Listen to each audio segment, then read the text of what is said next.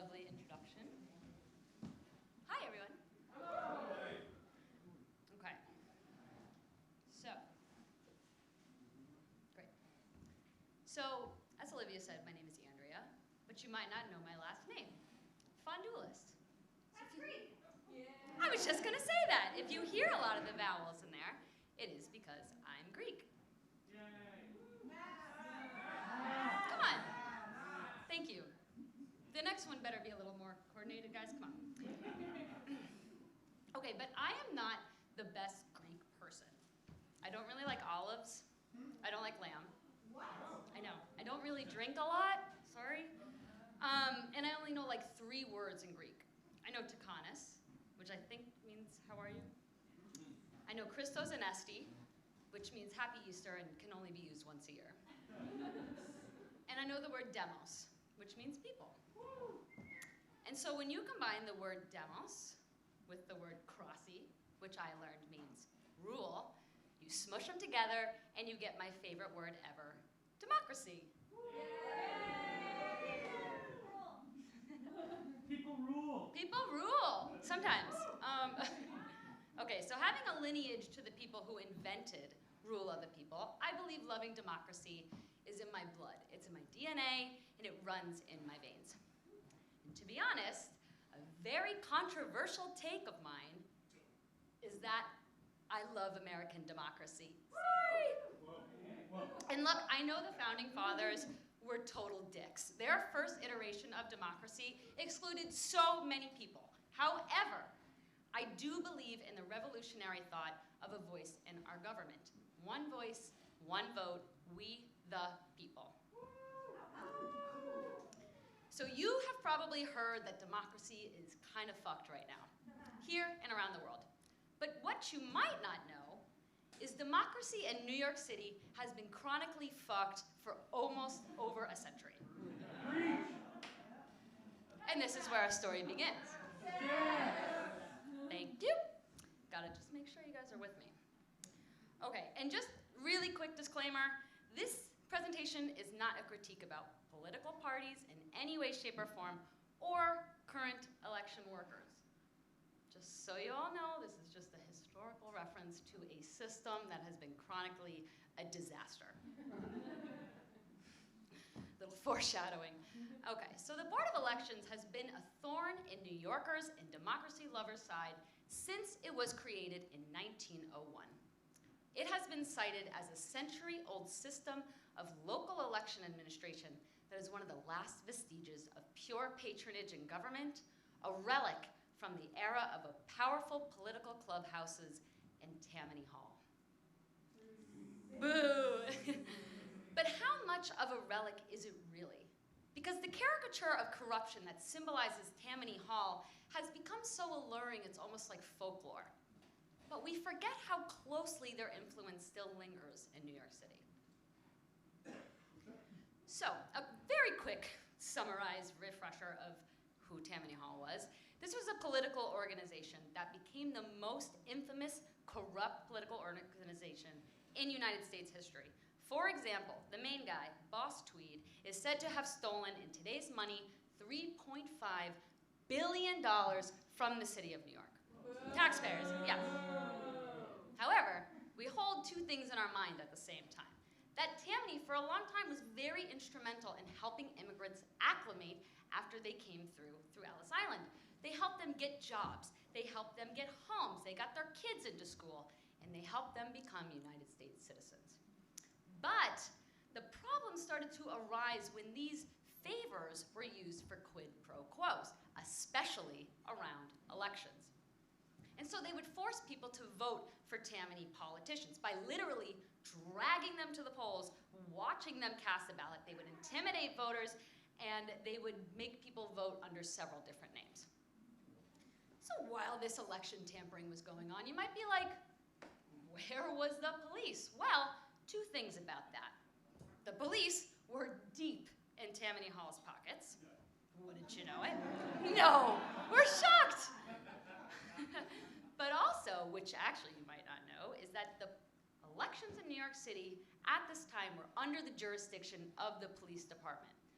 We're sensing no conflicts of interest here. Okay. So right now, we're all going to be time traveling to the 1890s. And I was trying to remember if this was like Reconstruction era or the Gilded Era. It is the Gilded Era, but I also learned that the 1890s were called the Gay 90s. But unfortunately, Wikipedia has to point out that it was just because it was like cheerful and optimistic, and not as I was hoped that everybody was just like super gay and hooking up with each other. True. Some people were super gay and hooking up with each other. Okay. So, all right, we are in 1892, New York. Democrat Governor David Hill is in power, and he really, really, really wants a majority in the New York State Senate. And well, the election didn't really go as he would hope. He was 3 seats short. And since he was a Democrat, of course, he stood by the election results and just accepted the wishes of the voters and moved on with his life. Wait a minute. Sorry, I think I read this wrong. No, because he stole the damn Senate. Sure did. Okay, so how was the will of the people expressed at the polls be subverted by the machinations of politicians? The New York Times asks us this. So through different ballot technicalities and lawsuits using Tammany Hall's influence, he was able to overturn the victories of these 3 Republican seats, bestowing Democrats with control of the state Senate. So we're going to quickly get into the seats and what happened. All right, first up. District 27, Republican Franklin Sherwood won the election, but then the Court of Appeals, who, guess what, was all filled with Tammany friends, they decided that he was ineligible for office because he did not live in the district at the time. It was too close to the election for that, which, side note, they probably would have figured this out when they were putting him on the ballot in the first place, but whatever, they take the seat and bestow it to Democrat Charles Walker Sherwood. Boom, roasted, he's out. Next up, District 25, Republican Rufus Peck won the election, but apparently 1,200 votes were labeled incorrectly by the district. So we had 2 piles of ballots. They switched up the names of which county they were in. They ruled these ballots as worthless and just threw them out. So Peck, boom, roasted, he's out. Democrat John Nichols gets sworn in. Okay, finally, District 15, Republican Gilbert Dean. The New York Times said about this stolen seat that every person who has learned anything of the facts must regard the flagrant violation of election laws on the part of Governor Hill with indignation. So what happened? Well, Gilbert, he fucking died. He died 2 weeks after the election. But there are supposed to be all of these machinations like special elections, just as we're seeing with our favorite disgraced yet somehow iconic former Congressman George Santos.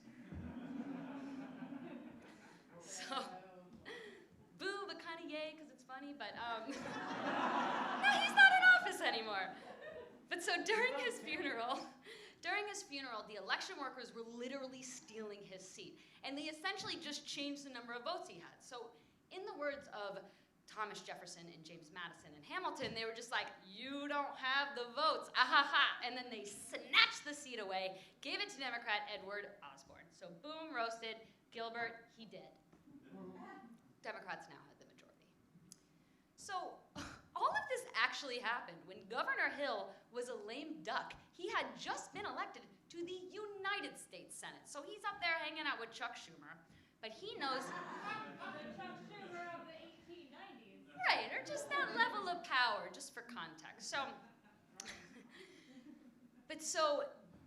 former Governor Hill and Tammany Hall knew that they needed to put somebody in this position that would abide by what they wanted.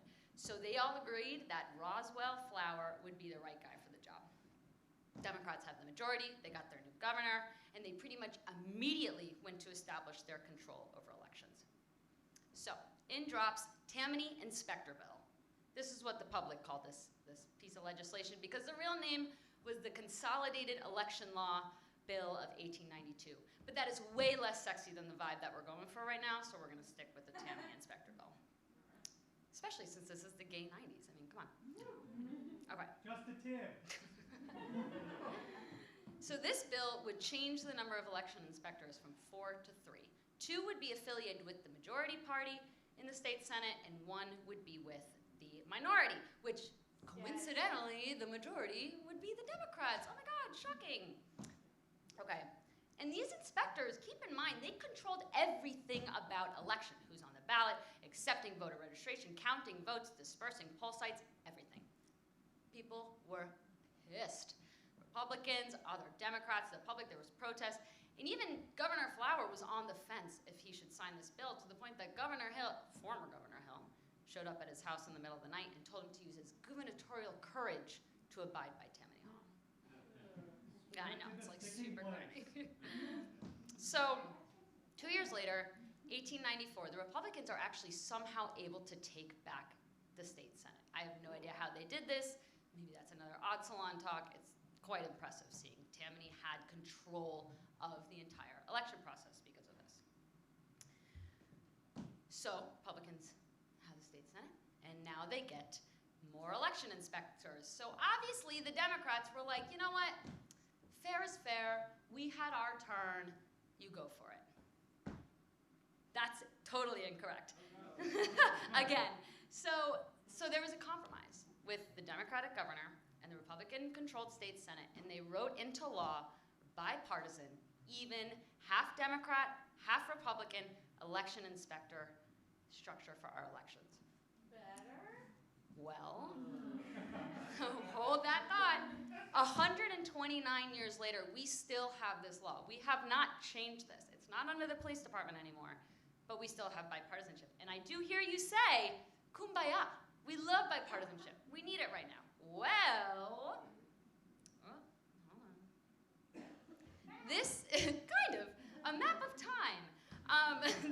So this is a timeline I created for my thesis, which was about this.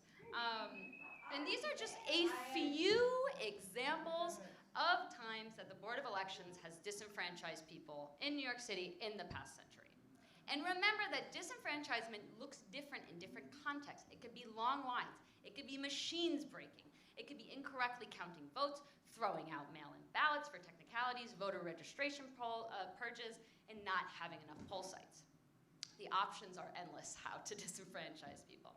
But so the main critique here is how can we have a board that can get anything done if they have completely diametrically opposed values, like who can vote, how to vote, and if election was stolen or not, which can be used in two contexts here. So they chronically gridlock, and this is part of why we are stuck in the past in comparison to a lot of other places. All of this creates confusion and distrust in our elections, and this defies our right as American citizens to participate in our democracy. I will, believe me. We're just getting started on my rant. But so I know things seem really bad right now. But none of this speech and talk is supposed to create apathy, because I'm sure people back then felt really hopeless that their elections would never change. Tammany had a monopoly on all of this, on everything election related. But things have gotten better since then, and because of them. We have protections now that were inspired from all of that election tampering. We keep working, we keep expanding our electorate, and we keep updating our election systems. You know, we are slow to evolve here in New York City, but we have made changes. So we can't give up. And I'm to quote Amanda Gorman, the poet that we met during Joe Biden's inauguration. She reminds us that we are not a nation that is broken, but simply unfinished. And yes, we are far from polished, far from pristine, but that doesn't mean we are striving to form a union that is perfect. We are striving to forge a union with purpose. I know, my fave, one of my faves. And so yesterday, I had just the most complete honor to register brand new United States citizens to vote. It was like one of the greatest things I've ever done. And I was just so aware that people spend tireless years to get this right, to be a citizen, to join our democracy, and have this awesome responsibility. And this is exactly why Tammany Hall was able to use that to their advantage and, you know, get what they wanted. So the call to action here is vote. See, QR code. If you're not registered, please do it now. Yeah. I have physical voter registration papers if you want one too. But we have to improve turnout in this city. In 2021, we broke records with turnout. And guys, it was 25%. That is not good. But don't take for granted this incredible privilege that we have here. And this is what is going to fix the mess, because we vote. We vote for people who believe in representative democracy. We vote for people who believe in expanding the electorate and believe in reforming our elections to be more inclusive. And that's exactly what James Madison thought would happen when he wrote the Federalist Papers. He was like, if they don't like somebody, they just vote them out. It's not a big deal. We have some problems with what James Madison thought. But it is the most important thing we can do as American citizens. We have to keep expanding the vote and passing the baton. Because as LBJ said when we passed the Voting Rights Act, that this right to vote is the most basic right, without which all others are meaningless. So, my toast tonight is very simple, and you've heard it before. But let's raise a glass to a government for the people, by the people, of the people. Yeah. Cheers.